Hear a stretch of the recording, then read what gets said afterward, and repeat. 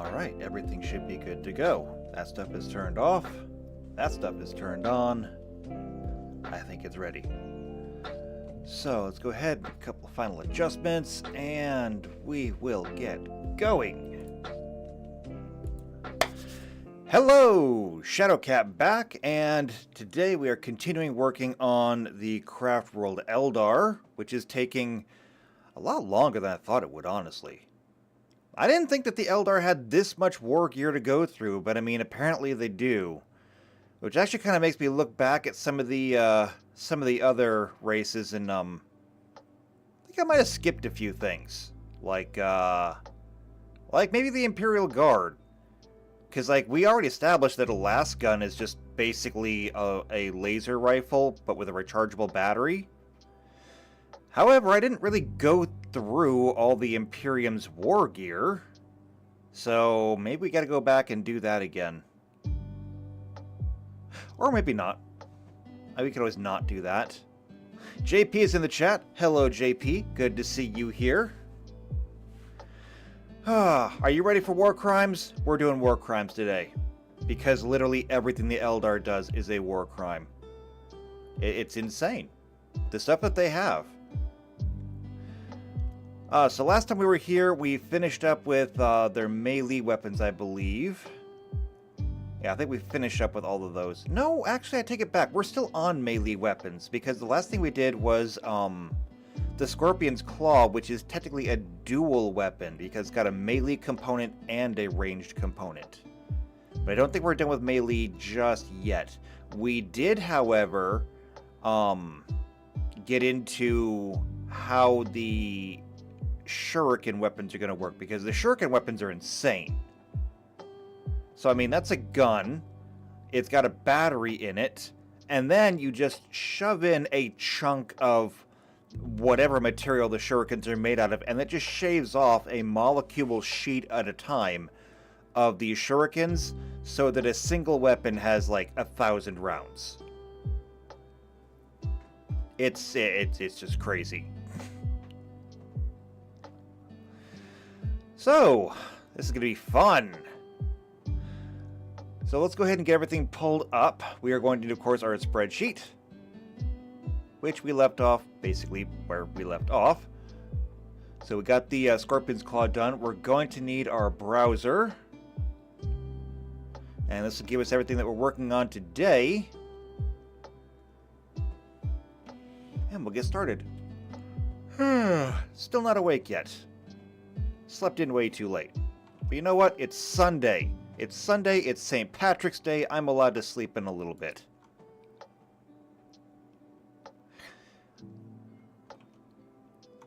Which, by the way, it is actually St. Patrick's Day, so happy St. Patrick's Day, everybody. I hope you're wearing green today. JP, for some reason, your name is in green, so that counts for you.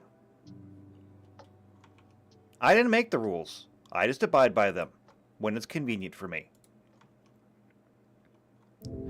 Alright, so after the Scorpion's Claw, we've got the Triskele, the Witchblade, and the Wraith Sword, and that's it for melee weapons. So we're almost done with these. I have no idea what a Triskele is, but we're going to learn together. So, Triskele? I hope I'm saying that right, too. We're going to copy this over. And we'll say Triskele 1. And then we're just going to drag that down. Again, clever names can wait till later. I just want to get through these because we've already been doing this for long enough. Okay, as for level... gotta look.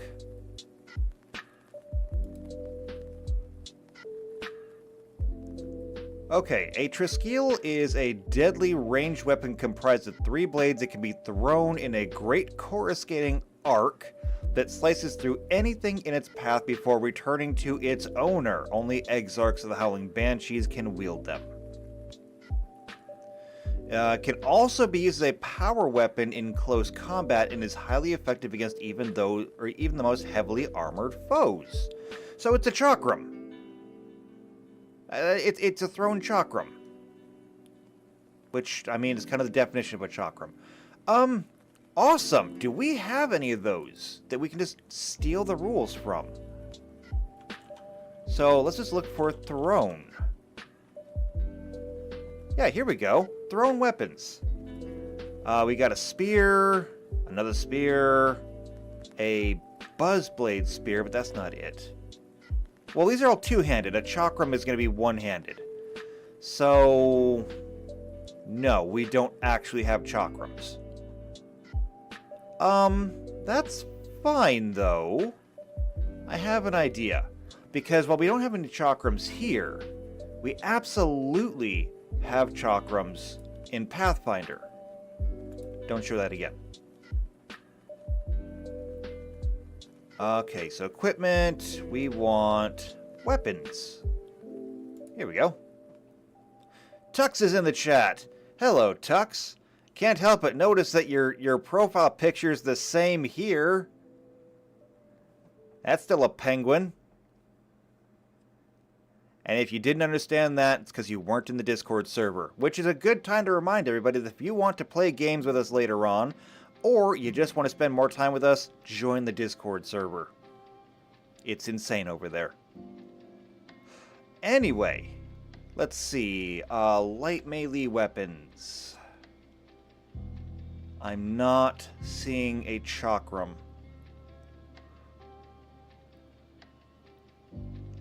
So, it might be an exotic weapon, actually. So, exotic light. We've got... No. Really? Hold on. Let's just do a search. Chakram. There it is. I knew it would be in here. Perfect. Alright, this is what I wanted to see. So... Oh, it's actually a martial weapon. I didn't expect that. I thought it'd be either simple or exotic. So, I literally looked everywhere but where it should be. Okay, the damage for a chakram is 1d8. Which is really impressive, actually. I mean, why is it 1d8? It's a chakram. It's just basically a sharpened frisbee. Okay then, that means that technically a chakram is on par with a longsword. Except it's thrown.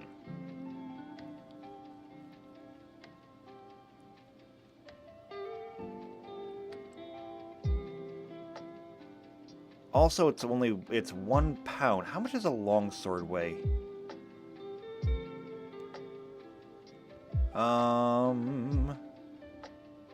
One-handed melee weapons.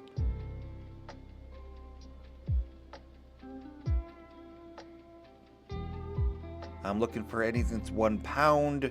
The only thing they have here that's 1 pound is these sharpened scabbards. The longsword does 1d8, but that weighs 4 pounds. What? No, this is actually really interesting. It's really interesting because when you get into like the minutia here, and you look at like what do these weapons do, you start to find you start to find little things that are like a chakram deals 1d8 damage, and it's a thrown weapon. The battle axe does 1d8. It does have a triple critical on it though, so I guess there's that.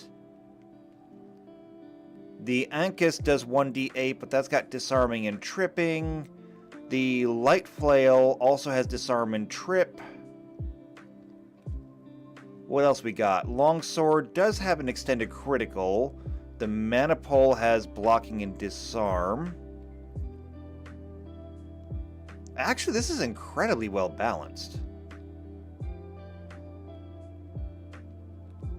So this Turbuche, I have no idea, has an extended critical. The Trident has brace.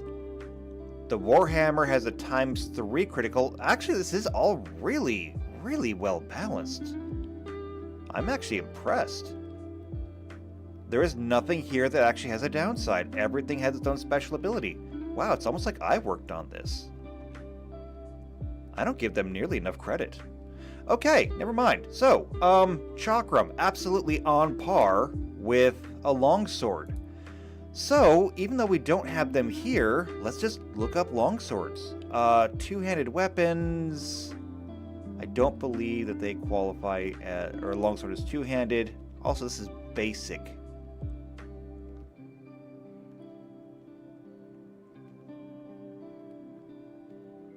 So we want advanced, I guess. There we go. Longsword. So the very basic longsword actually still does 1d8, but if we come all the way... Actually, hold on. It loops up here. Oh, no, it's just the hard light wraps up there. Okay, longsword. Dimensional slicing.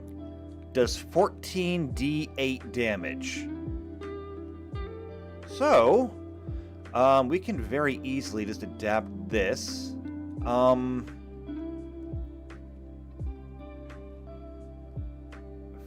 My high end is probably going to be about 12d8, I think. So, I think we've already done this. Yeah, we've already done this. I'm going to copy this here. And we're going to bring this down to here. And I think that we're going to copy this as well. We'll do that. All right, the range. Now, the range, usually on a thrown weapon, it's about 20 feet, give or take. Oh, Blizz is in the chat. Hello, Blizz. Good to see you here, too.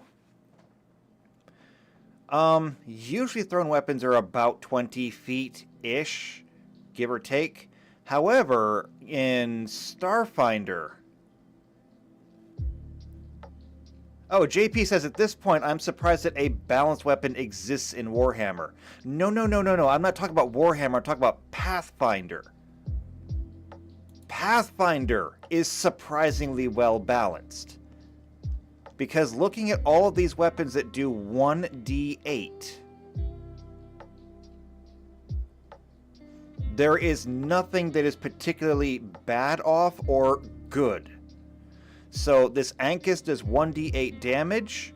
It has a normal critical, so nothing special there, but it does disarm and trip. The Battle Axe does not disarm and trip, but it does have a triple critical. This Flail has a normal critical, but disarm and trip. And we have slashing and bludgeoning damage up here. So you've got a good spread there depending on which damage you want to do. The longsword has an extended critical, no special abilities, but you know that 10% chance to crit, better than a 5%. The mana pole is a 1d8 normal crit. It can do piercing or slashing, and it has blocking and disarming. That's what I was saying. All of this stuff is really, really well balanced. You can choose what kind of damage you want to do. You can choose if you want a better critical. You can choose if you want to have special abilities. You have choices, and nothing particularly stands out, and nothing is left behind. Usually when you go into these games, you look at these and you say, well, hold on. I mean, this seems kind of fishy, because like there's usually something that stands out. The one thing that I can say is just a little bit unbalanced, is that the lightest weapon up here is 4 pounds. That being like the longsword, the mana pole, things like this. Technically speaking, that means that you could carry... Where was it? Here we go. You could carry 4 chakrams for the same weight as 1 longsword. And I mean, you could dual wield chakrams You don't actually have to attack with both of them. You can keep a weapon in your offhand and you don't have to attack with it, thereby foregoing the 2-weapon fighting thing that we talked about last week. But still, you could have 2 chakrams in hand, and I do believe there's no rule that says you cannot fight with a chakram in melee combat. Let me double check. So, you can wield the chakram as a melee weapon, but it is not designed for such use. You do take a -1 penalty on your attack roll with the weapon and must succeed a 15 reflex save or cut yourself on the blade. Okay, so, they really don't want you to. You do not need to make this check, however, if you're wearing heavy armor, so there's that. I would also say perhaps if you're wearing bracers. I mean, why not? If you're wearing like metal bracers, maybe you can forego that. But still, you can fight with this thing in melee combat, or if somebody tries to run away from you, you can throw it into their back. And you can carry 4 of these for the cost of 1 longsword. It does have an advantage.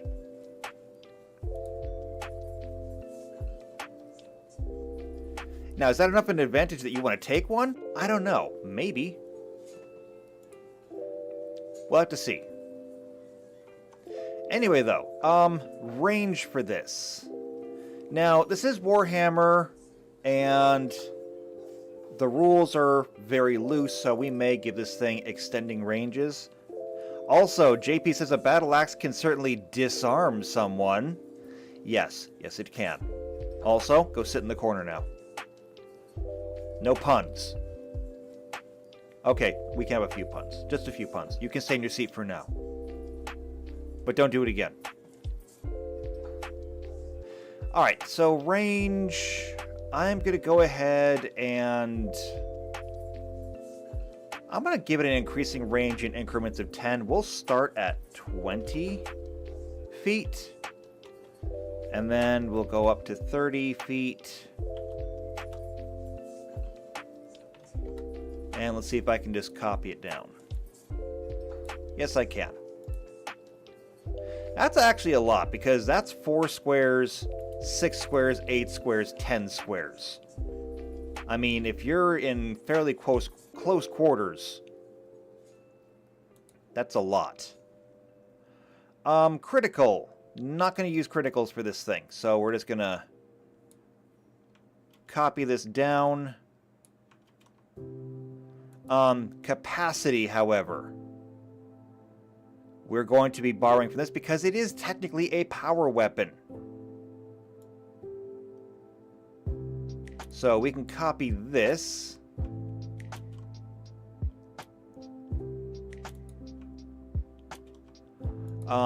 Bulk, these are going to be light.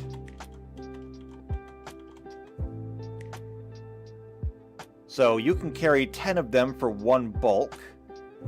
And this thing will be... It's a power weapon.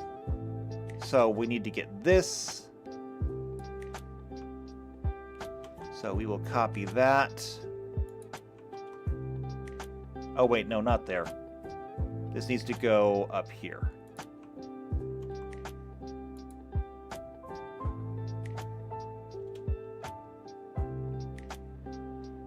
Also, I forgot, up here, this is going to be a...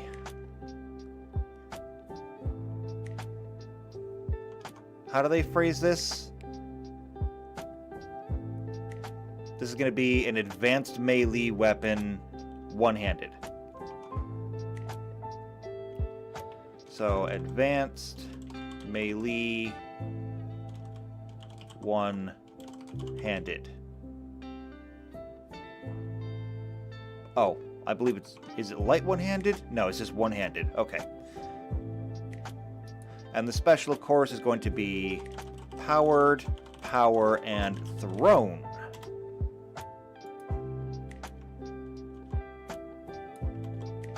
There we go. JP says, I'll take 1 bulk, please. Well, fortunately for you, once we get into this, you'll have more than that. because with Starfinder, since they don't do weight as, per se, they use bulk instead, you can carry as a light load up to your strength in bulk. So if you have a 14 strength, you can carry 14 bulk worth of gear. Which, it sounds like, it doesn't sound like a lot, but you can easily make it work. Your weapon is going to have bulk, your armor will have bulk, but almost everything else that you carry will either be light or it will be negligible. So it just won't have any bulk.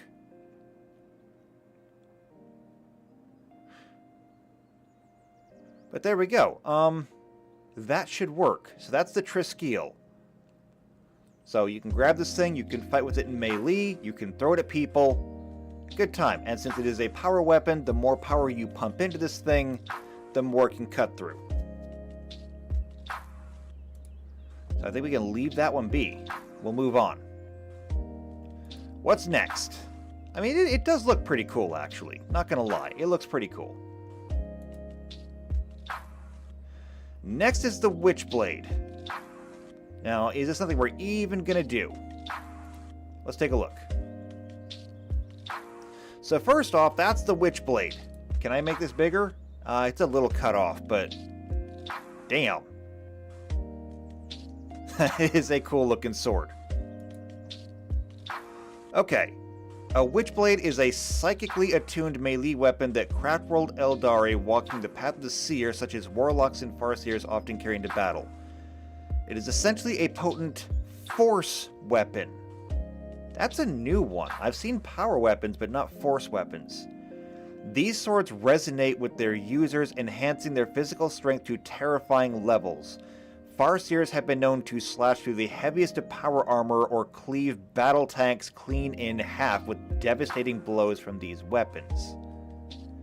Which, as we can see by this, that is not a small sword. That is a very large sword. That is two-handed right there. Used to enhance and unleash the latent psychic power of the wielder, Witchblades are effective against all infantry targets, humanoid, Xenos, or beast, or daemon. A Witchblade contains a helix-shaped crystalline psychic matrix embedded with runes to channel and focus a seer's psychic energies. So, as a reminder, all Eldar are psychers by default. So, this is basically something that can be carried by pretty much any psyker, I think, and be used by them. But you have to be a psyker to actually use it. Then we've got Singing Spears, identical to Witchblades, save in the form of a spear. I guess I have to do both of these. Did we not have these? Are they listed? Witchblade, Wraith Sword. No, it's not listed in here. Okay, we gotta do both of these then. So we need to do Witchblade and a Singing Spear. They'll be basically identical. The only difference will be that one will have reach and potential, or less damage maybe. Also, one will be piercing, one will be slashing. It'll be close enough. Tux says, wasn't Witchblade a saucy comic? If it was, I don't know. I don't really read comics. And JP says, force weapons. Is somebody going to make a lightsaber? Not out of this, no. Although we might be able to find something like that. It would not surprise me to find a lightsaber of some kind in Warhammer. No, when they say force weapons, force weapons are advanced, psychically attuned, close combat weapons that are only effective in the hands of a psyker. Force weapons effectively act as a deadly psychic extension or amplifier of the wielder's own Ethereum-spawned powers. They are designed to allow a psyker to channel deadly warp energies into their victim, acting as a conduit between the wielder's mind and the flesh of his target. Okay, so it's basically like a taser, okay? It's like a taser, except you can make a sword out of it. So you have like a really big capacitor, and you charge it up, and then whatever you hit with it just discharges into it. Okay, it's not exactly a taser, but you get what I mean. So that's a force weapon. Okay. JP says, sounds like Ioun stones. Maybe some of them. A lot of Ioun stones just enhance your abilities. Like, they'll give you more strength, they'll give you more dexterity, they'll give you special feats or class abilities or stuff like that. There's only a few stones that are combat related, and very few of them actually do any damage.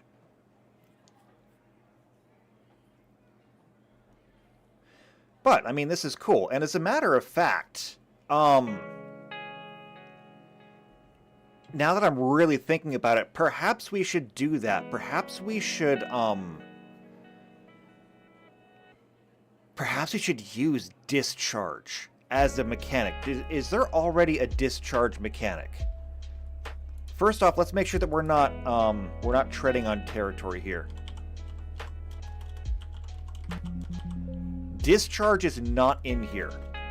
Okay, which means that as far as I can tell, there is no discharge property. We can use it then. Alright, let me get this set up then. So, which blade? And then we will copy this. It's going to be which blade 1. And we'll just copy that down. How much of this can I actually copy? Because this is just a sword. But I do wonder, I mean, it is a really, really big sword. That is a big sword. That is absolutely two-handed. Do we have two-handed swords in here? So, Xenolash, no. The longsword is classified as one-handed. That's what I thought. And two-handed. We've got cryo pikes. Those are, a pike is just a spear. Capture poles. Doshkos. Which, I know we discussed this last time, but hold on a second. I feel like if you've never played Starfinder before, you don't actually understand what a Doshko is. Does anybody here watch Naruto? Has anybody else here watched Naruto? Does anybody know who the character of Hidan is? If you've watched Naruto and you know who Hidan is, you already kind of have an idea of what a Doshko looks like. Kinda.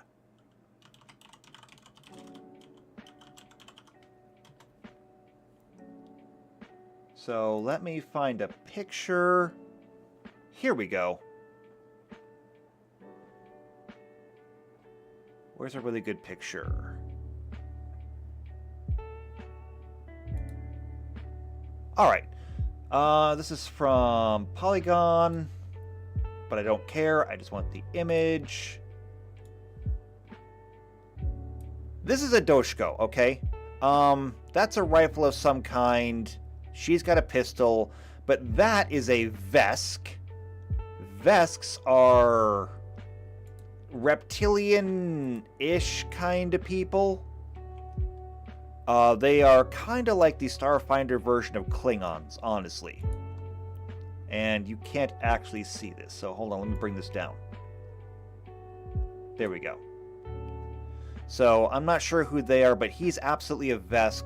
They are reptilian-ish, they are warriors, they have a whole code of honor thing and everything else. And they're basically the ones who created the Doshko. It is essentially a two-handed weapon, and the more advanced you get with it and the higher your status, the more teeth your Doshko gets. Now, when you're talking about like force weapons, you said lightsabers. These are basically the closest thing that we have by default to a lightsaber, because these use special crystals that you have to insert into the hilt. You then use a power cell in it, you turn it on, and you get these blazing teeth. And afterwards, I mean, look at it. It's not exactly difficult to figure out how this thing is used. You swing it around, you try to impale people on the energy teeth, or like you overbite on them and swing past them and just rip it backwards, or you can use it as like a pole to keep people at bay. It's a scythe, really. And it's a very nasty one at that. So that's a Doshko. They're pretty cool, actually. So put that back up. And we'll come back here. So it cannot be a Doshko. And by the way, the crystals that you put in are what change the elements here. So even if you just had like a regular Doshko, putting the crystal in it is what turns it into like a flame Doshko usually, or this, if I remember right. Maybe they have different abilities, I'm not sure. I think they change based on what crystal you put in them. Alright, uncategorized then. So there's a tactical Doshko. It's completely unpowered. It's just basically a scythe. Curve blades. What are these? This graceful curving blade further increases the drama inherent in sword fighting. Carbon steel blades. I think I looked at these before. The blade of an ultra-thin curved blade looks delicate, but it is hard as carbon. Buzzblade curved blades vibrate when powered. I think these are basically just... I was going to say rapiers, but that'd be a one-handed weapon. I have no idea what curved blades are. Staff, pike... Pikes, curved blades... I don't see what I want here.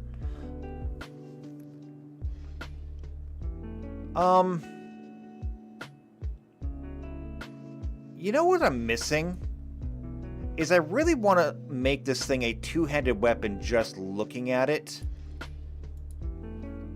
But I'm not sure if it's actually used that way. I assume it is, given that this Eldar is also carrying a pistol. Oh! What if it was a bastard sword? Ooh, what if it was a bastard sword? Okay, hold on. Anybody who's not familiar with bastard swords, come with me. So, if you're familiar with Dungeons & Dragons or Pathfinder, bastard swords are considered... I do believe they're considered an exotic weapon. This is an exotic light weapon. I don't want exotic light. One-handed? No, I do believe it's going to be under two-handed. Here we go. Oh, there's curved blades again. That's an elven curved blade, though.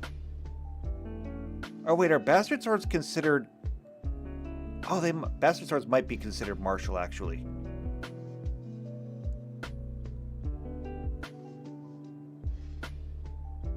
Where are they? There it is. Okay, I was right. It is exotic. And it is under one-handed melee weapons. Okay, so here's the thing about bastard swords. So a bastard sword is about 4 feet in length. Keeping in mind that Eldar are roughly the same size as humans, if he is about 6 feet tall, not including the horns on his head or like that ridiculously pointed cap, if he is about 6 feet tall, yeah, I think that thing is about 4 feet long.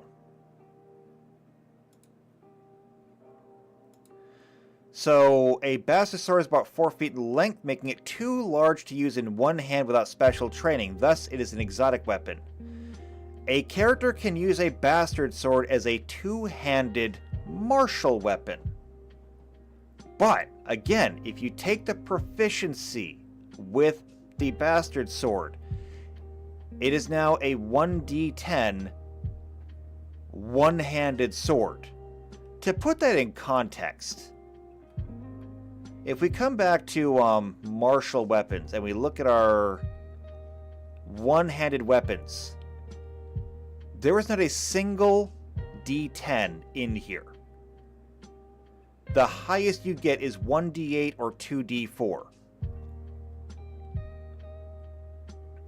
Bastard swords are actually wonderful swords. Now, keep in mind that when you're using a two-handed sword, instead of giving it your normal, and this is something that a lot of people forget, instead of giving it your normal strength bonus, if you use two swords, or two hands on a sword, you get to, or well, two hands on any weapon, you get to add 1.5 times your strength bonus.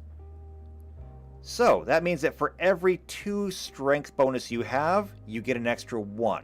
So if you have a 14 in strength, you get to add a +3 to your damage instead of the normal +2. That being said, though, with the proficiency for a bastard sword, you can either use it one-handed or two-handed. Your choice. And switching between one-handed and two-handed is a free action. So, yeah, bastard swords are really good. And I think that's what we want to do here. We're going to turn this Witchblade into a bastard sword.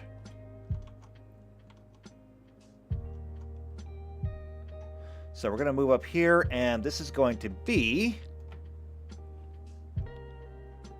a 1 or 2-handed sword.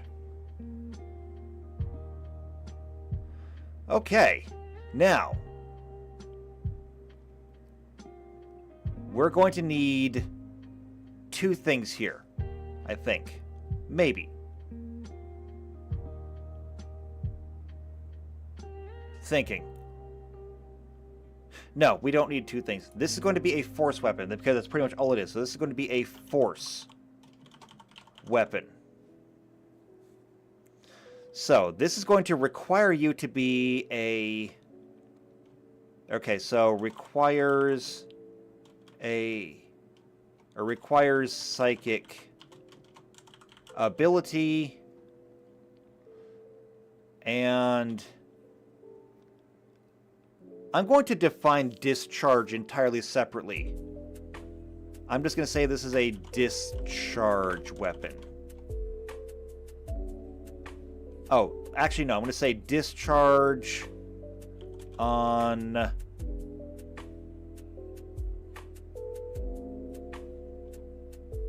Ooh, is it going to be on contact or on wound? Technically it should be on contact, I think. So, no, because I think that would get too complicated, because then, well, no, I take it back. I should not be underestimating my players. We can absolutely differentiate between a touch attack and a wounding attack.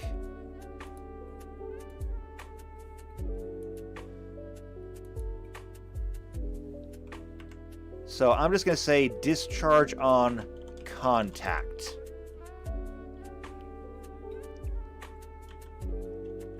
Now, the problem here is we don't actually have our Psyker rules.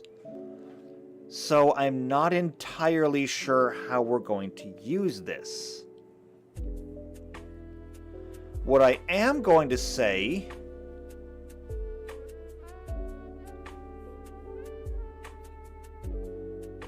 What I am going to say here is, I'm not going to put that there.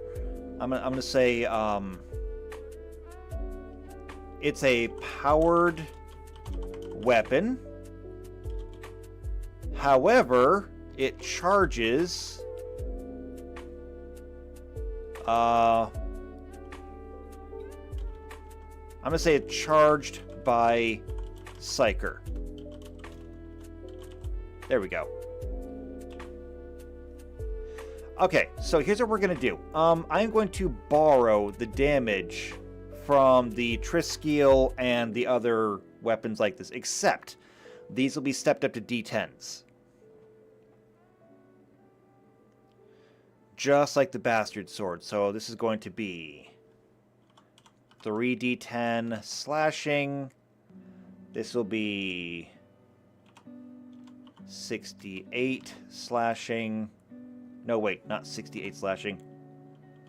6d10 slashing. 9d10 slashing and 12d10 slashing. There we go.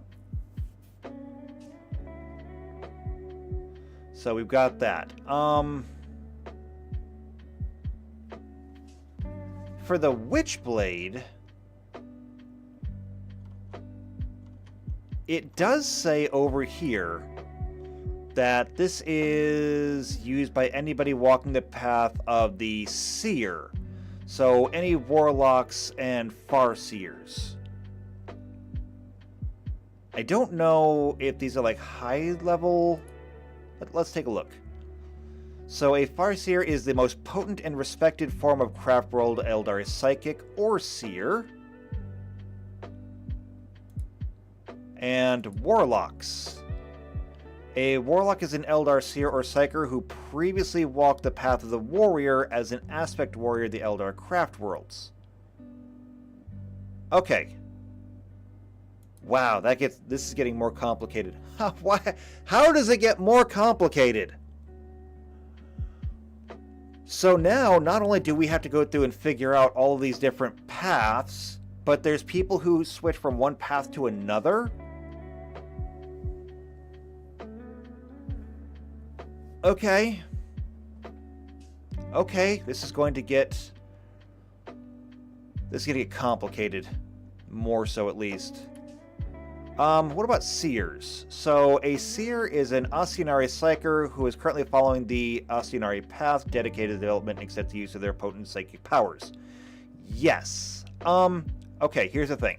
So, a Seer is anybody who is following the path of the Seer. A Farseer is the most potent and respected form. Which means that if Witchblades are carried by Warlocks and Farseers, these are high-level weapons. Which means we're going to have these things be kind of restricted. So we're going to copy that down. Don't have a whole lot of weapons here for newly instated Eldar, unfortunately. Now, we're not going to have a range. Obviously, it's a sword. You have to get close enough to hit somebody with. Critical. Now, we can do this one of two ways. And I definitely have a preference for one way. My initial thought with the Witchblade and the whole discharge mechanic is that basically you will get a full charge that you can discharge on your first hit. Or maybe discharge on command. Oh, actually, discharge on command sounds like it would be better.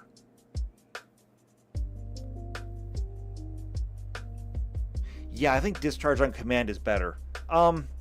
So you'll be able to actually choose when to discharge all the psychic energy in your weapon. It would have to be a declared attack. So you would have to declare it before you make your attack roll that you are going to discharge everything. But then what happens if you miss? If you don't actually hit anything, there's nothing for it to discharge into. So having it be a declared attack doesn't really work. Alright, so we're scrapping that. That's not going to happen. So that takes back to either on contact or on critical. So if we have it discharge on critical, number one, it's going to happen a lot less often. But it could also be that much more devastating.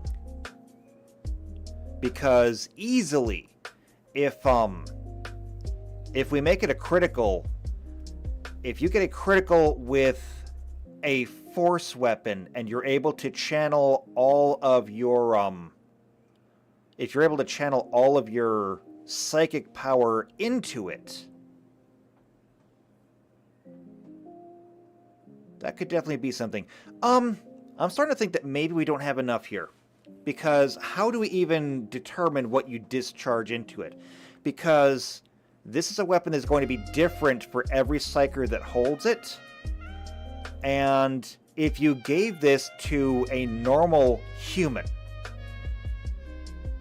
because almost every human has psychic energy within them. I mean, that's why humans significantly power the warp. If you gave this sword to a normal human, it's not going to do a whole lot. A normal human will be able to swing it.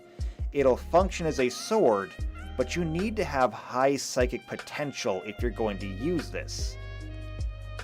That means that the greater your psychic potential, the more damage the Witchblade should be able to do.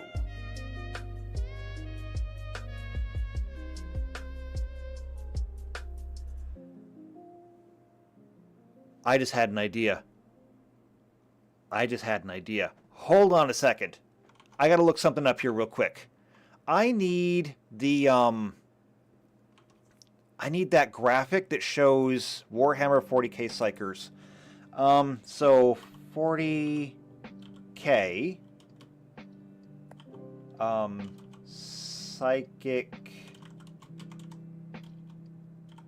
psychic power. Hey, Jeffrey's here. Says, where are the Eldar's war crimes? If you've been paying attention, the Eldar are a war crime. Okay.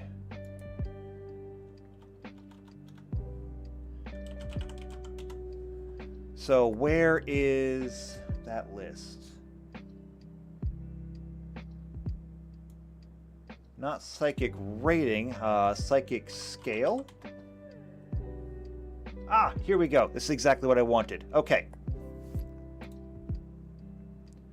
I want to open this in a new tab.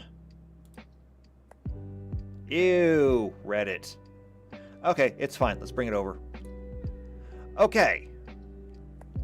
Let me bring back OBS so I can see what I'm doing. Do I have to bring this down? No, I actually don't have to bring this down.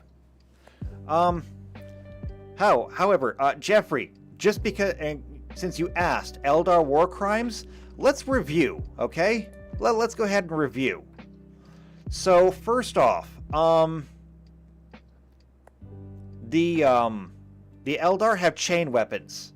So, how would you like to get hit with a chainsaw? Yeah, chain weapons. They're not cool. Every single chain weapon is Vorpal, so on a critical hit, on a confirmed critical, they can literally just cleave you in half. But that's okay, because if that's not good enough for you, we have the Dire Sword. This is a sword that is powered by the psychic energies of a spirit stone within it, and every time you are hit with it, it deals damage to your mind until it eventually leaves you either a vegetable, comatose, or just straight up dead. Now we have power weapons, which go through basically everything. They're not lightsabers, but they're damn close. So imagine that you're like a Marine, and you're wearing power armor, and you're fighting, and somebody just comes and decides they're going to stab you right through the chest. It goes right through your armor. Then we have the Harlequin's Kiss. This is a spike, right? Yeah, this was the spike. It is a one-handed gauntlet. You stab it into somebody, it uncoils monofilament fibers and wires, and then decides to spin them up like a blender inside your body. Okay? It turns you into a dude smoothie from the inside out. We have the Mandiblaster. These are armor add-ons. What they do is they're basically flechette blasters. So they're going to spike the face of whoever you're fighting, and then it uses high-intensity lasers to vaporize the metal, which causes burns and blindness and everything else. Which, you know, in case you weren't paying attention, blinding people is actually banned by the Geneva Convention. It is considered a war crime. You are not allowed to do that. Mirror swords are actually just powered weapons again. However, you can carry 2 of them and you get 2-weapon fighting. These are the same thing as the Executioner up here. Basically, your armor, screw your armor. It's going to cut your entire arm off. These are dismembering weapons. Power blades, same thing. Except these you can't drop because they're armor add-ons. The Scorpion Chainsword is a chainsword. If it hits you, it's Vorpal. Oh, and by the way, it also makes you stronger because it's a Scorpion Chainsword. Then we have the Scorpion's Claw. So the Scorpion's Claw is like a literal like pincer that you can get punched with, but it's also a power weapon so that if it grabs you, screw your armor. It's just going to take your arm entirely off. But that's not all, because the Scorpion's Claw also comes with a built-in shuriken pistol. In case you weren't here last week, shuriken weapons are powered weapons where they shove in a block of material and it shaves off molecular thin sheets and then fires them out the barrel. These things are basically the equivalent of obsidian scalpels. If you're not familiar with obsidian scalpels, when it comes to things like neurosurgery, and surgeons need tools that are the absolute finest edge we can possibly make. We have steel, which is good for like general surgeries. We have diamond, which is good for like sensitive surgeries.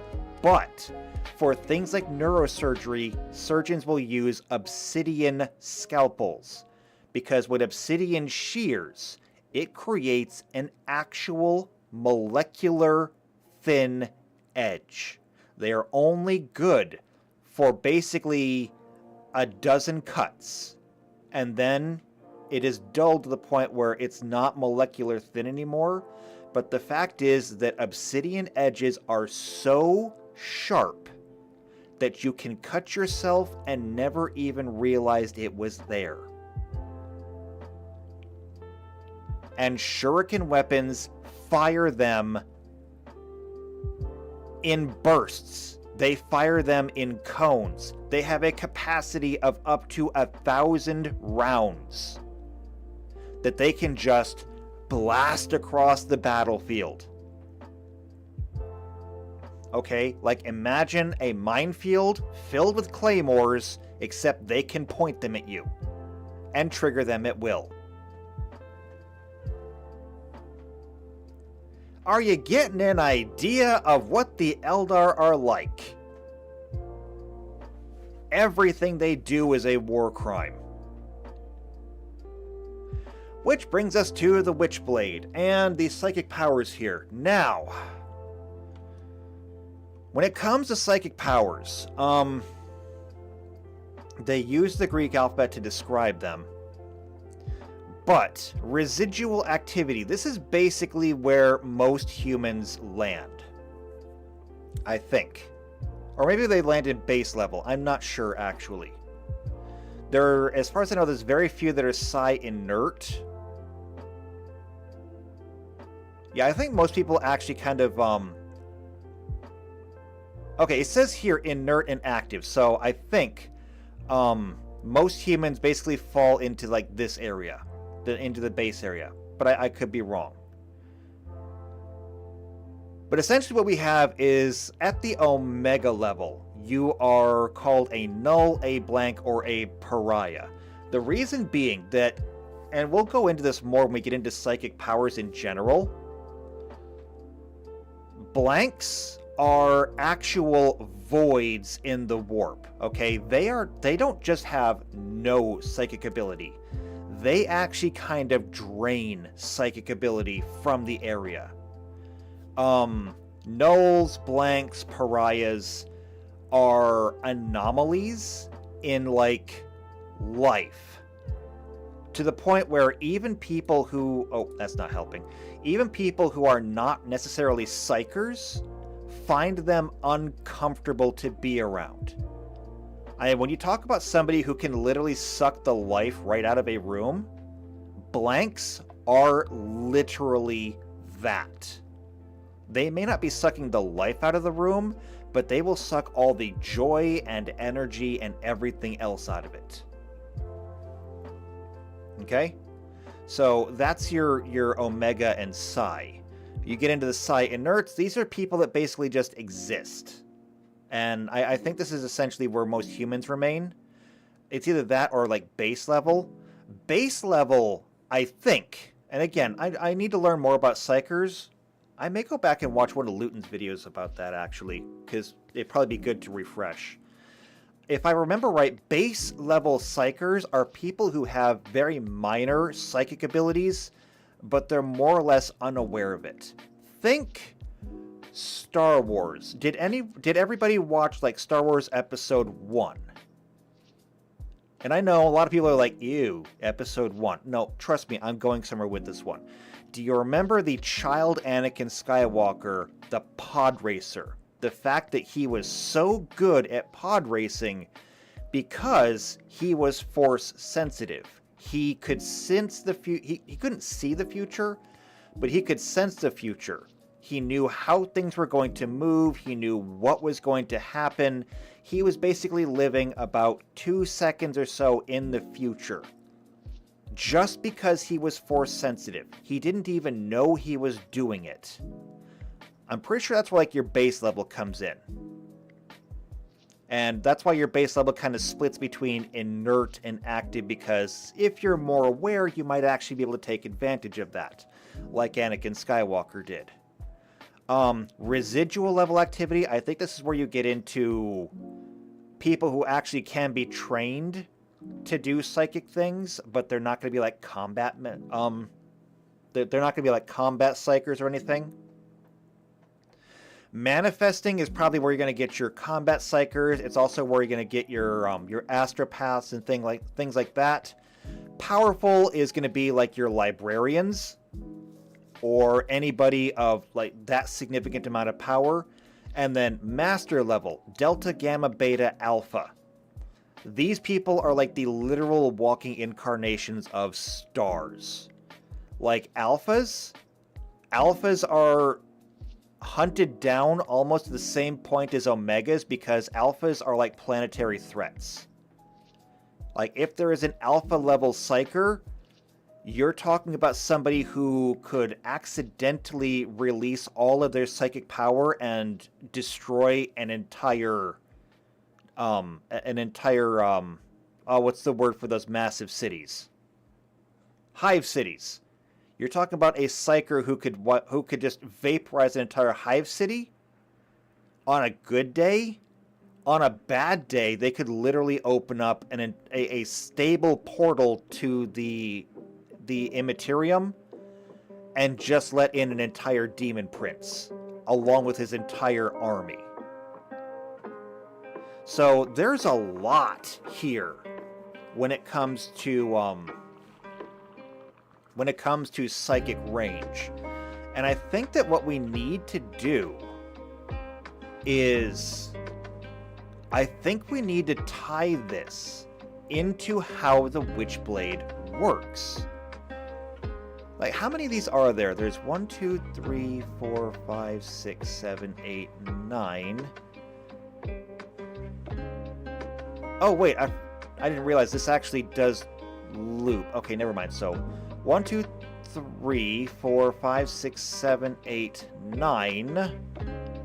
Starting with Omicron. 10, 11, 12, 13, 14, 15, 16, 17, 18, 19, 20, 21, 22, 23, 24.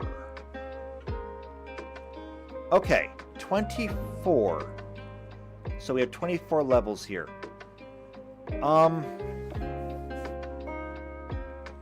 What I think we'll do is we'll wait We'll make a list and we'll weight it. The first two, well, on the ends actually, we'll have 1 and 1 because the odds of being either a blank or an alpha are basically impossible.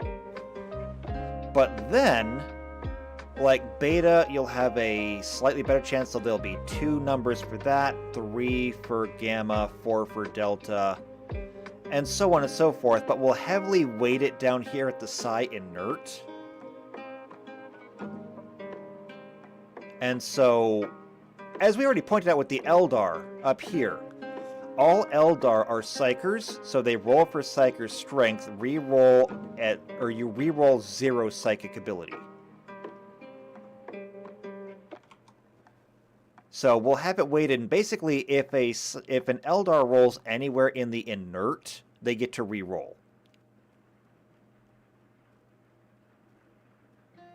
And we'll make that work like that. So when you get to,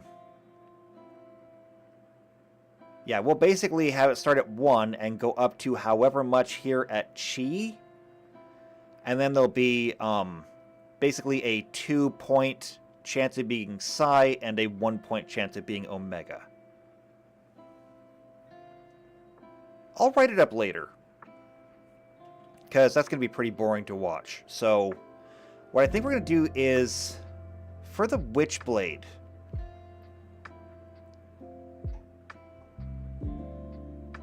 I don't think we're actually going to use this. Here's what I think we're going to do. Here's what I think we're going to do. It's got to be based on psychic power.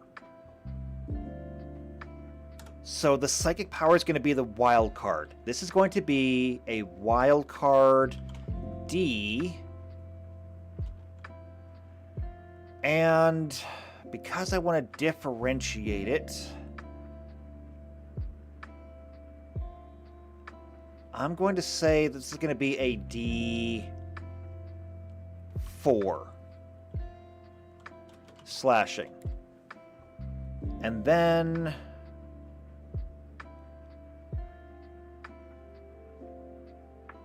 we'll step it up. Wild card D6 slashing.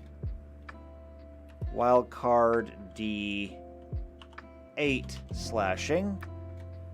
And wild card D10 slashing. Now, the reason we do this is because let's go back to this listing over here. So basically, I gotta do this right now. I really do. I gotta do it right now. Okay. I didn't want to, but I need to have this as a reference. So we're gonna, this is gonna help us later on. But for right now, it's gonna be kind of boring. All right.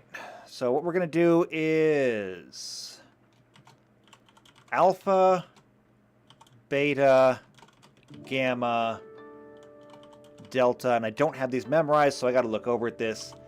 Epsilon, I can spell. Zeta, eta, theta, iota, Kappa. If I went to college, I'd probably know these better. Lambda, Mu, Nu, Z, Omicron, Percy, no wait, that's Futurama. Pi, Rho, Sigma, Upsilon, Phi, Chi, Psi, and Omega. Okay.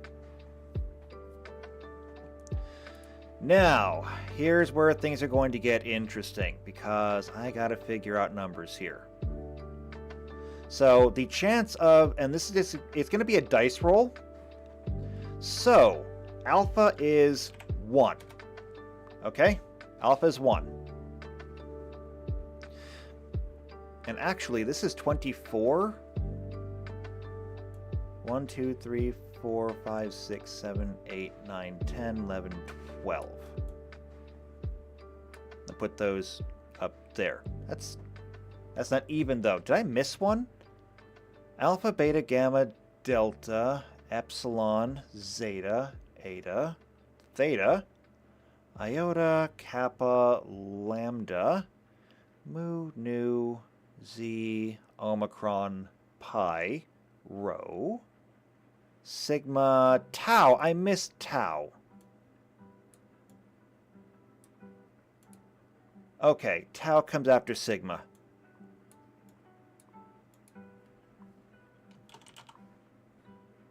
Okay.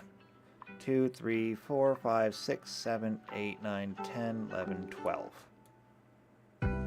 There, that looks better. Okay. So, alpha is 1. Beta will be 2, 2, 3. No, don't do that. Format text.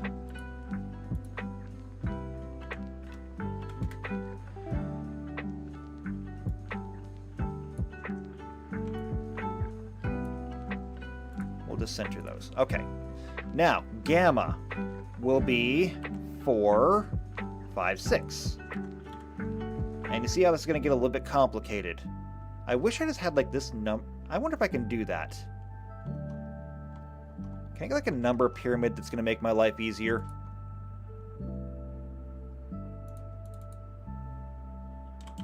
Number pyramid.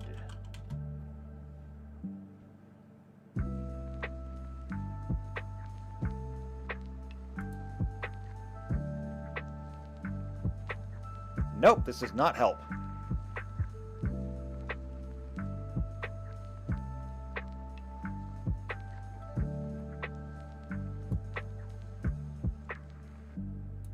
Okay, well, if anybody can find like the number pyramid that I want that's going to make my life easier, then please do, because otherwise I got to count all these out. Okay, so delta is going to be 7, 8, 9, 10. Epsilon will be 11, 12, 13, 14, 15. So 11 through 15. Zeta, 16, 17, 18, 19, 20, 21.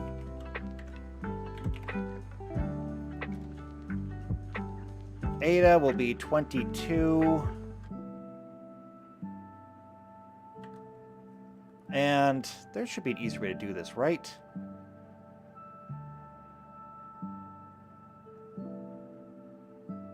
Actually, there is. Hold on. So 2 plus the previous is 3, 4 plus the previous is 6, 7 plus the previous is... Okay, never mind, that doesn't work. I thought it might. Okay,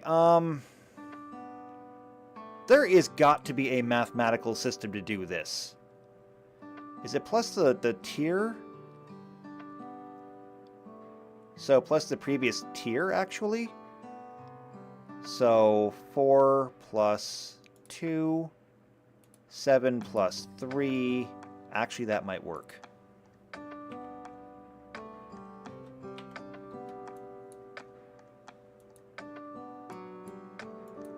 Come on, select them both.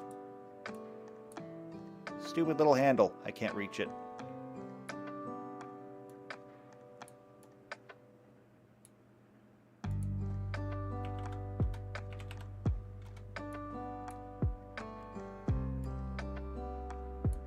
Maybe this will work. Okay, so in this case, it's going to be 22 plus 6. That would be 28. Is that right? Somebody please double check my math here. Otherwise, I got to redo the whole thing later. I don't want to redo the whole thing later. It's going to be 29 plus 7. That should be 36. Next is going to be 37 plus 8. That's going to be 45.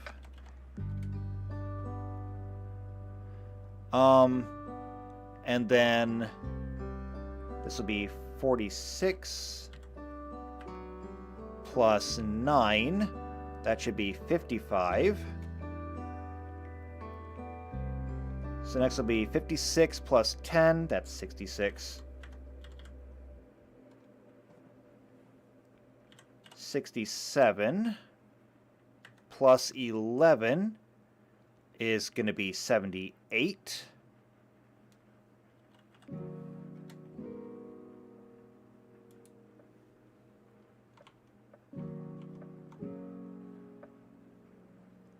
Next up will be 79. Too many things going on in my head right now. 79 plus 12 is 8191. Next up is 92 plus 13 is going to be 95,105. For Omicron, that's 106 plus 14. That's going to be 110, 120. Okay, 121 plus 15 is going to be 2636. 137. And that's going to be 137 plus 16. That'll be 4353.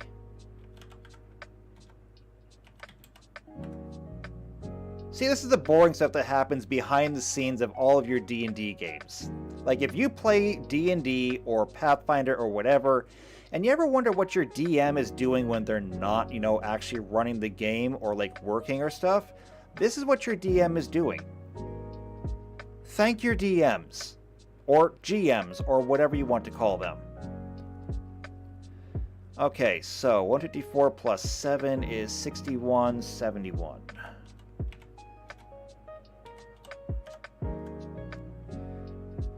Plus 18 is going to be 180, 190.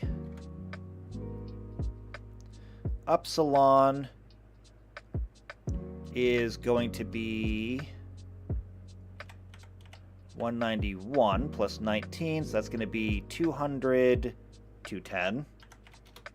That works out nicely. That's going to be 211 plus 20 is super easy. That's just 231. Then we get into, and are we into blank territory yet? Chi is like just there on the edge, so I'm not going to turn that into a blank. So Chi is going to be 232 plus 21 is going to be 33, 53, so 253. But blanks are super rare, so these are going to be 254. And that's going to be 254 plus 2, so just 256. And then this is just going to be 257. Okay. So now that we've got that done, now we can start looking at what does this mean. Now that we have this this scale for psychic abilities, we can go ahead and I've actually got Roll20 pulled up on my other screen. So you can't see it, but I can. If we were going to do this, what we would do is we'll go on Roll20 because we can roll virtual dice. And we will just say we're going to roll 1d 257. I mean, we may have to refine this later. But I rolled 1d 257. I came up with a 54. A 54 is a kappa. Now, if we look at the power scale again, Kappa is right there on the edge of residual activity and manifesting. So we're talking about somebody who's got some actual present psychic powers.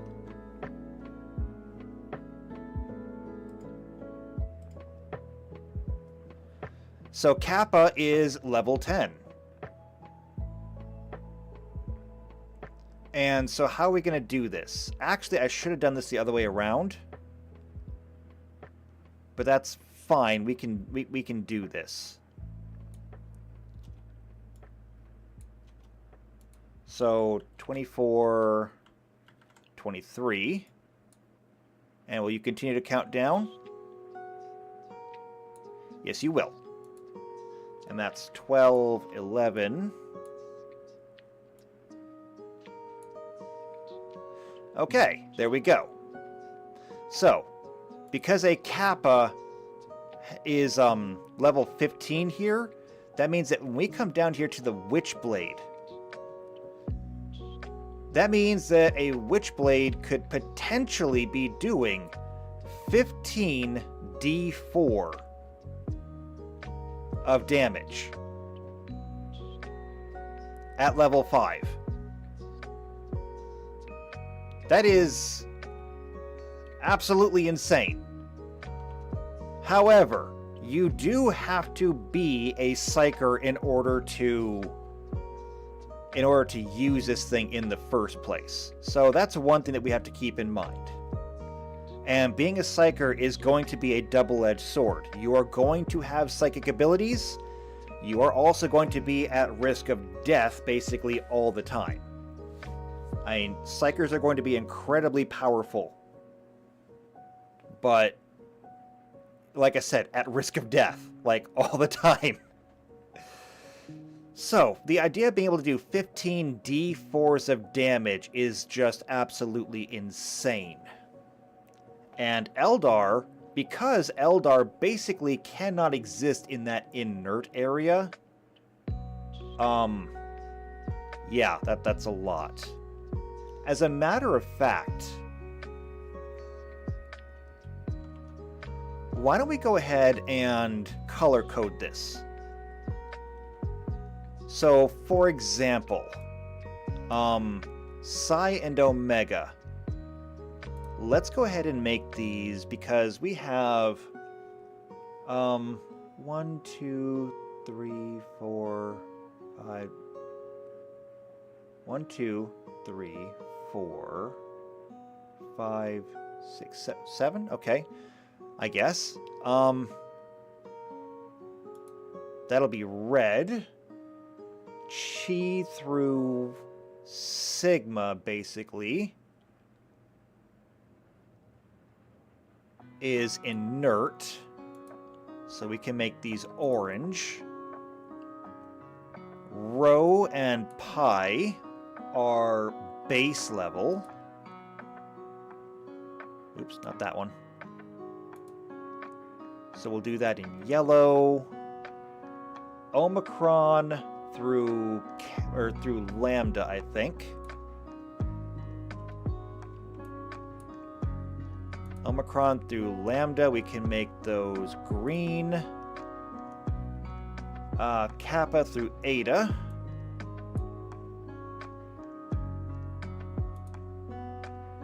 We can make these... We'll make those cyan, because we're going to need 2 more colors. So, Zeta and Epsilon. We can do these in blue. And then the rest of these, we can do in purple. Okay. Rainbows are useful.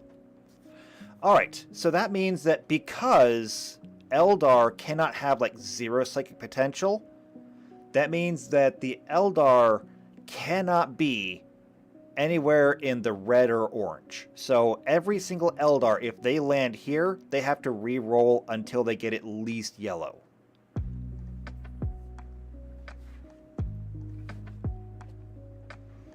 And I don't think that's too unreasonable. I mean, this is costing them like 30 roll points. It is costing them basically 2 levels on its own. So they will have to have that.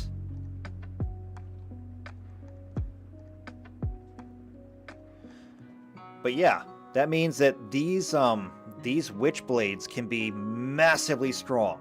At least as they're written now. I mean, we may change this later on. I may have to rebalance this. Maybe I have to knock down the damage a little bit. Just because, you know, because your psychic ability doesn't change over time, that means that when you pick up this this tier 1 Witchblade, this is going to be like the most powerful weapon in the game at this moment. I think about it. Everyone else is going to be doing 3d8 with a Triss skill. The Scorpion's Claw is going to do 1d10. The Scorpion's Claw melee will do 3d8. You know, 3d8, 2d8. You know, you're doing that. 15 d4s. This is a weapon of absolutely unprecedented power.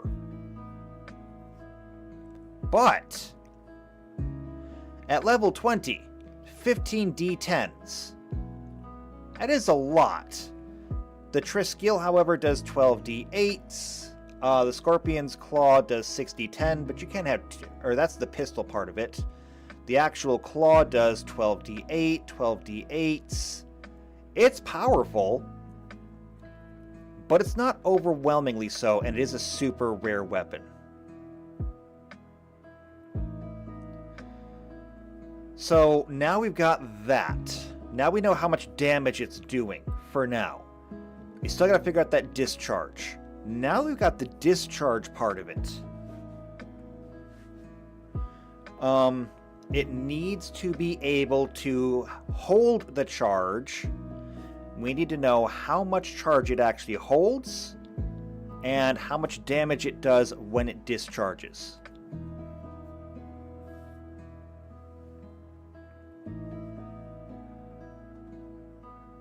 As for the capacity, now the capacity we can take one of two ways. We can have it equal your psychic ability so that your sword can never exceed you, or we can allow it to exceed you, but the amount of psychic ability you have changes how quickly it charges.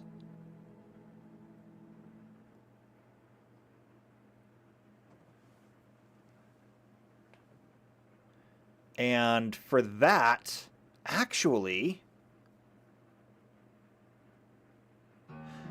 oh, what if...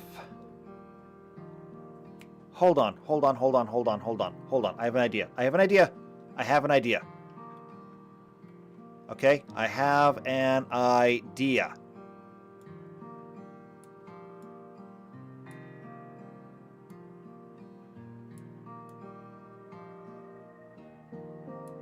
Okay. I need this back.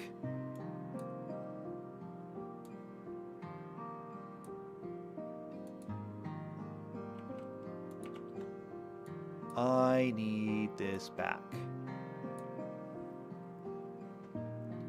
Okay.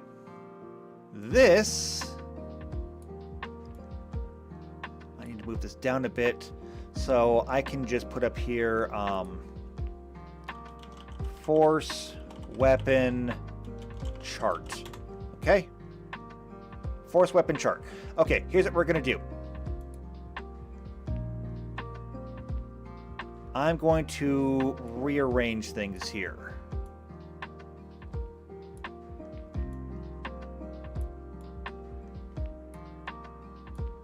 Okay, we're going to do it like this. And we'll move this over a little bit so I have some room to work. These are going to go here. This will go here.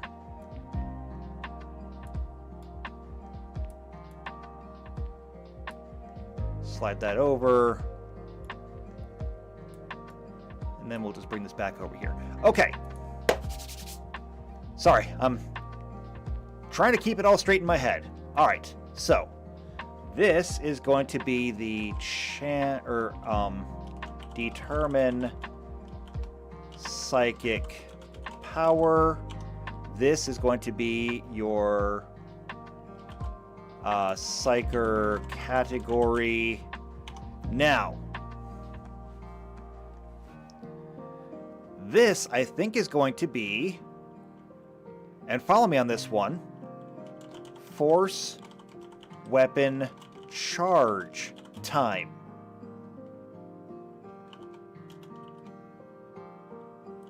In turns.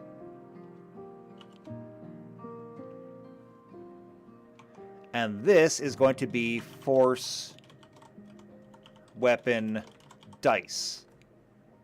Okay?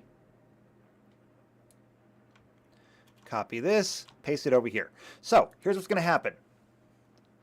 So, if you have a Witchblade, and let's say you are a Kappa, so the discharge, or the time it takes to charge your weapon for a full discharge is going to be 10 turns.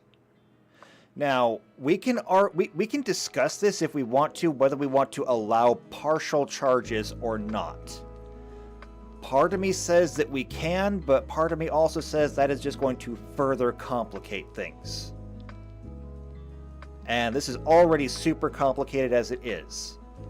Granted, it's super complicated right now because we're still figuring it out. Once it's been figured out, it's been nailed into place, it'll be a lot easier. You just have to understand how it works. Once you understand how it works, you play the game. But this could be the number of time or the number of turns it takes to charge. That means that if you are like an alpha level psyker and you somehow don't explode, you can basically use this weapon to do 24 dice worth of damage every single turn. However, you are an alpha level psyker. I mean, that does not seem out of the question here. An alpha level psyker probably does not even need a sword. It's just if they wanted to pick up a sword, it's basically the world shatterer. So it makes sense. But for a Kappa level psyker, and keep in mind, we're not talking librarians here. These are your librarians. We're talking about somebody just under them. Well, not just under them. This is like barely into like combat psychers. We're talking like an Imperial, a psyker working in the Imperial Guard. If they had a force weapon, being able to use its full power at any given time, yeah, maybe that works.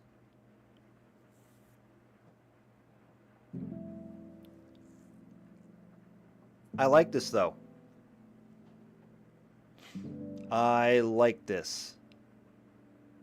The alternate thing that we can do, and I am kind of putting this to you in the chat, so let me know what you think of this, is we could revert the damage back to being a static number. And it'll be a relatively low number, just given that, you know, it is just basically a sword. It's an analog sword. It's not even a power sword. We could revert the numbers back to that.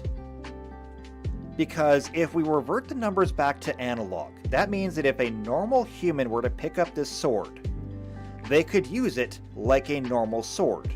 Whereas, keep in mind that regular humans fall into this orange category. So that means that if a normal human were to pick up this sword, that normal human would be able to do upwards of, I moved that accidentally, upwards of 7d4 damage. That is a little bit high. Especially for like a level 5 weapon. It's a little on the high side. Maybe we make that number the discharge.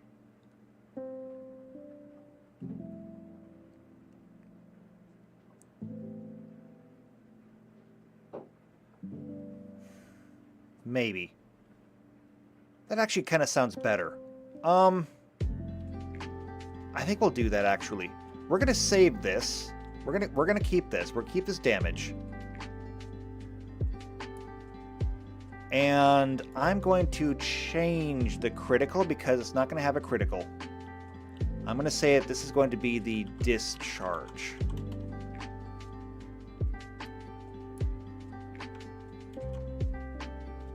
So we'll get rid of that. We will put this over here, okay? And then we can simply pull this damage from up here and put this down here. So if anybody picks up this weapon, they can use it as a sword. Maybe we even knock the damage down a little bit, I'm not sure. Capacity, it's going to be 1. Just 1 charge. Okay, because you can only charge it once, you can only discharge it once. The usage is 1. The bulk on this thing. Most of our swords have been 3 bulk. This thing is pretty lightweight, though, so I'm going to go ahead and just say it's going to be 2 bulk. Okay. Thinking. So, special. This is just a force weapon. So it is a force weapon. And for force weapons, it is charged by the Psyker. Okay, so it gains 1 charge. How do I want to write this? It gains 1 charge after being held, and I want to say held because I don't necessarily want to say equipped, because that means that you could not use this thing, or you could not discharge it until it had been in your hands for, you know, however many rounds. So not held, but after being carried by almost sneezed. By a Psyker for X turns, see force weapon chart.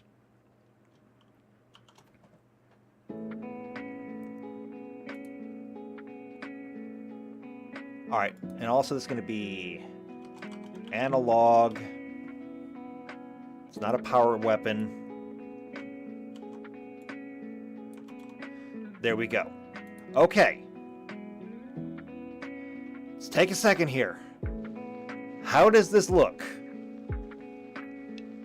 So we have a 1- or 2-handed sword. It's up to you, depending on how you want to use it. I'm going to say 1- or 2-handed sword.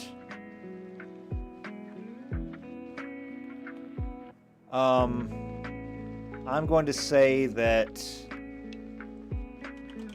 because they don't really have a proficiency for this in here, not an exotic weapon proficiency, I'm going to say 1-handed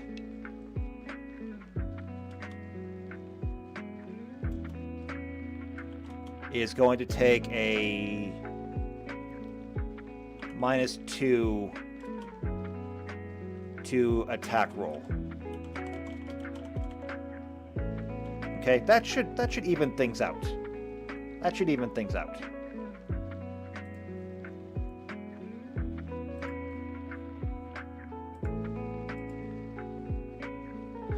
Alright, so after that, it's a force weapon. So it requires psychic ability to use it.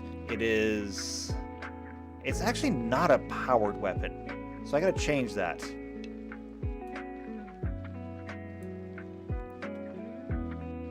There we go. So, it is charged by a Psyker, gains 1 charge after being carried for X turns.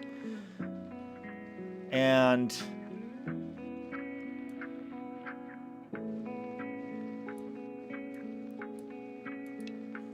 let's see. Can discharge... Oh, not can. I'm going to say may discharge on hit.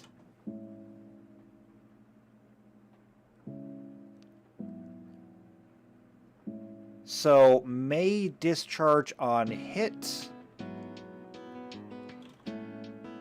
And I'm also going to say may discharge. Actually, if you do this anyway, I'm going to say may discharge on touch AC. Is that too confusing if I write it like that? May discharge on touch AC. So may discharge on touch AC hit. Meaning that, let's say you're wearing armor, okay, you've got some kind of armor, maybe it's heavy armor, maybe it's power armor, whatever, but if they hit you with it, and it's not enough to actually wound, you can still discharge all the power stored in your force weapon into the target. This does mean that it still requires you to have, or to actually hit them, but it does mean that you have a slightly better chance to hit them for the discharge attack. You can get the one shot in there. And then it has to recharge for X number of turns. This does mean that, technically speaking, even if a normal human were to pick this thing up and know what it is and understand how to use it, a normal human could potentially do upwards of like 7d4 damage. Now, the part about knowing what it is going to be probably important. Keep in mind that this one in particular is an Eldar weapon, so even identifying it might be hard, because I may give it to you and just say it's an Eldar sword until somebody can actually figure out that it's a Witchblade. Your normal human, like that you might find in a hive city, is probably going to have no idea what it is, nor how to use it. And also, we may put in some additional rules because psychic powers will need to have some kind of stamina. And I don't know necessarily what happens if a psyker runs out. I think that what happens with psychers is that they don't necessarily run out of power. They run out of concentration, and if they run out of concentration, then basically they are an open gateway for the warp. So we may have to tie this into that later on, but that's going to have to come into when we do the entire psychic subsection, whatever you want to call it. For now, we're just going to have to work with this as it is. We'll revisit it later. The other part of this, however, is singing spears. So, singing spears are identical to witchblades, save in the form of a spear that are wielded by farseers and warlocks, take the form of a long spear, thus providing greater striking range and penetrating power. They are also known for their odd property of returning to the user's hands when called.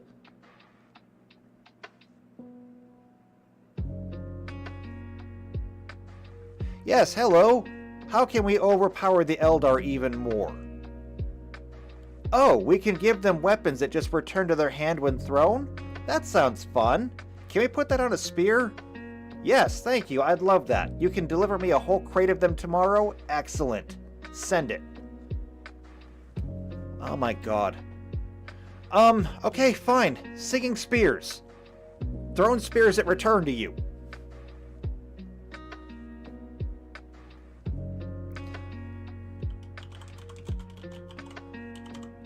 I swear I'm going to go insane after this. Okay. Copy. Paste. Actually, no, I probably want to put this down here.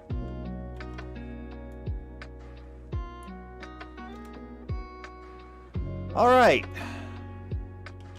Singing Spear 1. And we're just going to make a whole bunch more of these.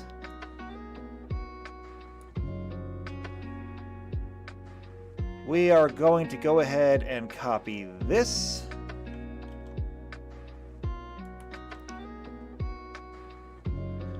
Now, when it comes to spears, I think we already kind of looked into these. Didn't we already do the spears before? We did halberds. Those were the executioners. Yes, we did these for the executioners. I'm going to copy this.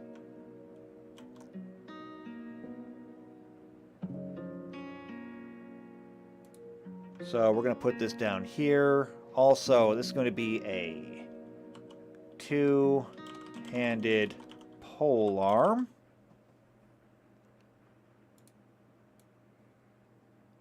Also, none of this needs to be bolded. Okay, thrown range. When it comes to thrown weapons, and when it comes to thrown spears in particular, the ranges are kind of insane. So two-handed weapons, uncategorized. So here's our thrown weapons, I think. Analog, unwieldy, powered. Are none of these thrown? Okay. Tuck says thrown weapons. There's only one of those in the entire galaxy, and the Emperor called it already. Sorry. If you want a thrown weapon, you gotta talk to him. Good luck. Nobody sees the Emperor. Okay, spear, tactical, here we go. Thrown spear. This one goes 20 feet, 20 feet. The buzzblade thrown 20 feet. All of these say 20 feet. So guess what? It's going to be 20 feet.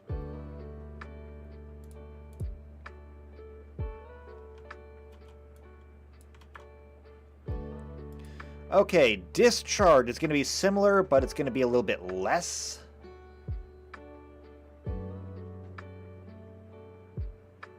Well, actually, we already got less over here, so actually I'm going to keep this all the same. I'm literally going to keep all of this the same, except for the bulk. Well, no, actually I'm going to keep the bulk the same too. Because it's not necessarily size, it's just weight. So copy and paste. There we go. So this is a force weapon. So this can come down here. This is analog. It is a force weapon. It is thrown and it is returning. Because why not?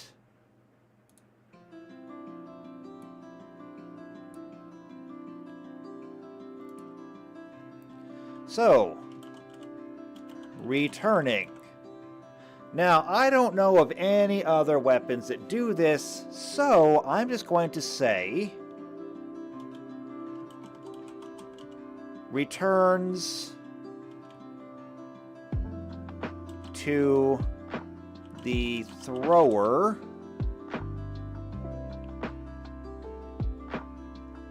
Okay, I'm going to say it returns to the thrower if the thrower was a psyker, okay? Because you have to be psychically attuned with this thing.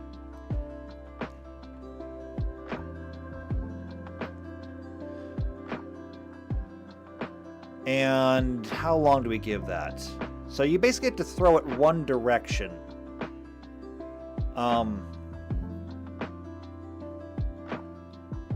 You basically get to throw it one direction as one action.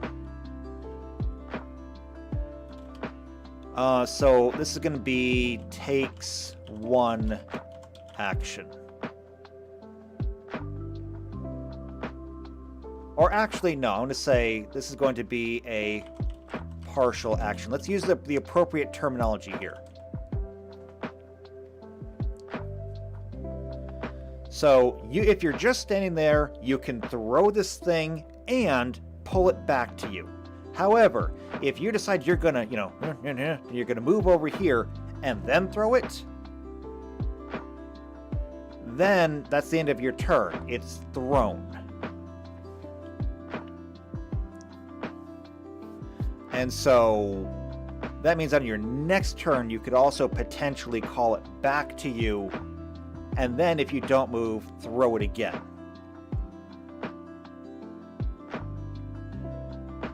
That's about the best I got for that one. It's not great. I'm not going to lie. I'm not the most proud of that one. But that's about all I got. Okay, we only have like 15-ish minutes left. Can we finish up melee weapons, please? What do we have left? Witchblade we just did. Wraith Sword. It doesn't even have a summary here. What is a Wraith Sword? A Wraith Sword is a huge, close combat weapon used only by the massive war machines known as Eldari Wraith Lords.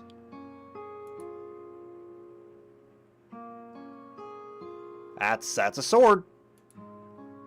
That's absolutely a sword.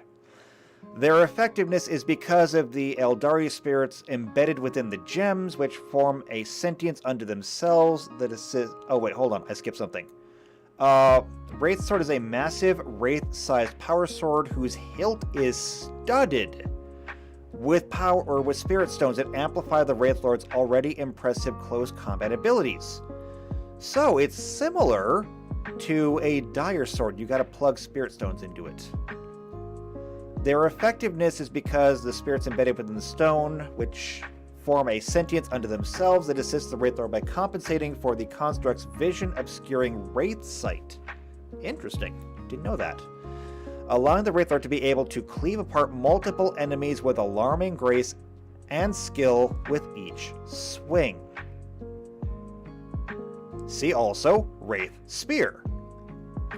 Okay, we don't actually have to do anything with this for now. This is something else.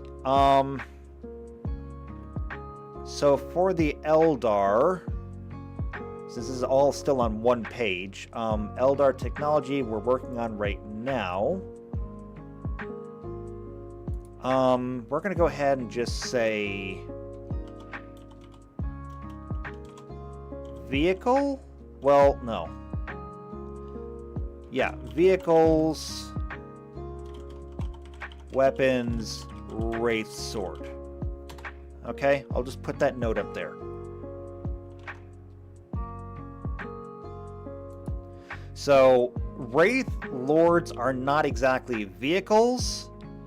A Wraith Lord is basically like a giant mech, except there's no pilot. Instead, you take a Spirit Stone which contains the soul of an Eldar and you plug that in instead.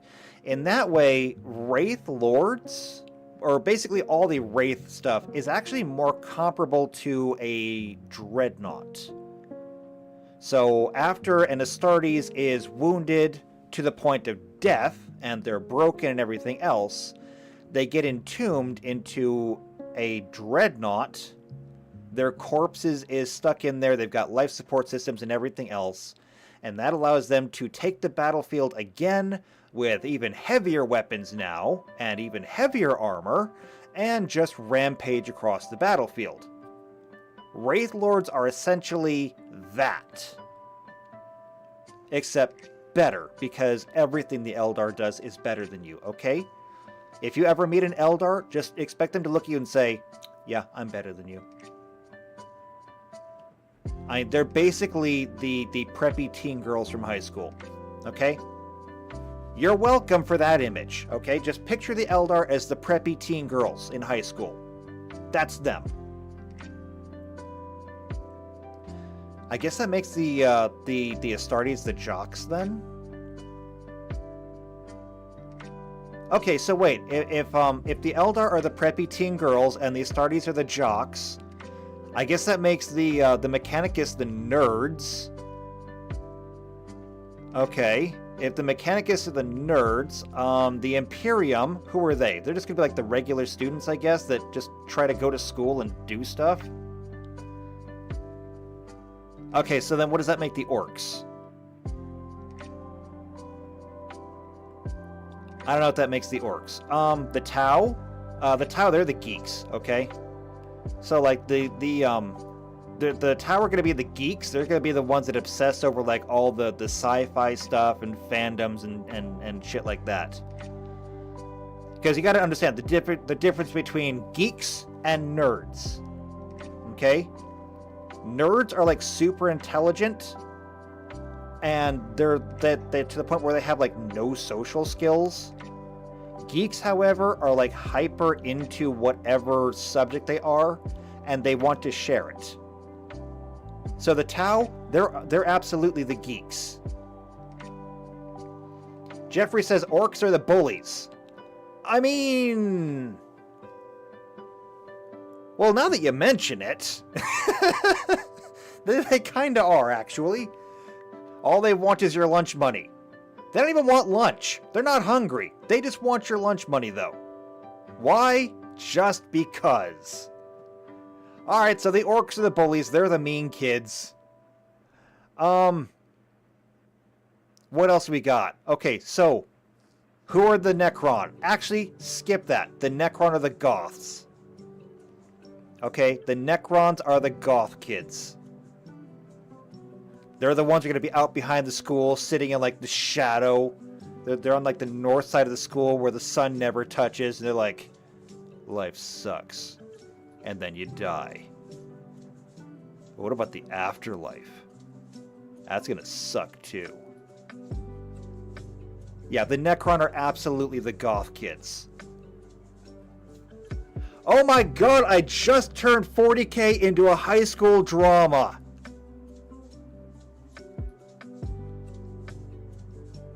What do I even do with this knowledge now?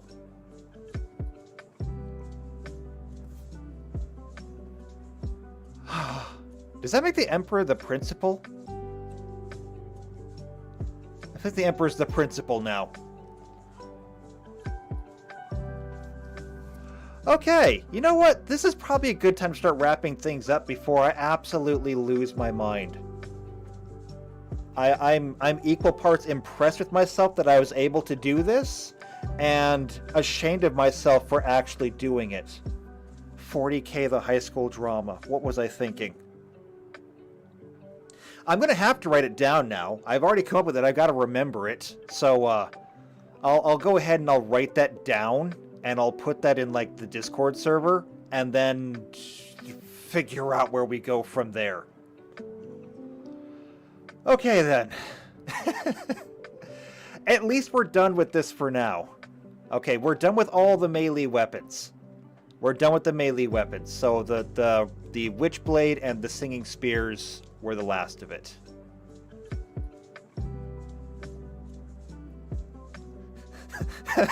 Tuck says the Emperor gives you a warp pass. And don't let anyone catch you in the warp without permission. The punishment will be severe. Oh god, what does that make? Chaos. We forgot chaos. What are the demons now? Jeffrey says the other gods are the teachers. Yes! The other gods are the teachers, and the demons are the staff. All the demons are the aides, they're the janitors, they're the mechanics, they're all of the other stuff, and you want to avoid them at all costs. Warhammer 40k, High School Edition. I feel like I need to call Games Workshop, apologize, and then demand a cut. I mean, they made Battle Ball, so this is not any worse than anything they've done. Okay. Anyway, like I said, trying to wrap this up. We got all the Wraith Swords done. We dipped our toe into what Psychic stuff is. Ranged weapons, I don't think we're going to spend much time on. So for ranged weapons, Eldar use Flamers. We already have Flamers. JP says Chaos is the school shooter. No, we're not going to go that route. For shame. Shuriken weapons we've already covered. We just have to write up the grids on them. So we already understand how they work. They are automatic weapons. They have massive ammunition stockpiles. So whereas other ammunition or other automatic weapons, you're just kind of like, I only have 30 rounds divided by 2. That's 15 targets. Do I actually want to do this? No, Shuriken weapons, you can literally hit everything in your cone. Probably several times. After that, they've got laser weapons, but they're just laser weapons. They've got plasma weapons. They've got plasma missiles. However, all of that is pretty much done already. Then we get into monofilament weapons. So, Death Spinners, monofilament rifles, Shadow Weavers, and then we get into grenades. But the grenades are haywire grenades. They're just EMPs. Plasma grenades. These says are used to temporarily stun the victim, so they're just stun grenades, like flashbangs. Hallucinogen grenades, we will have to actually do those. And melt-a-bombs, these are just, they're armor-piercing grenades. Vibro cannons are sonic weapons. We probably already have rules for these in Starfinder. Fusion weapons are just basically larger, they're just larger flamethrowers. We'll look into it.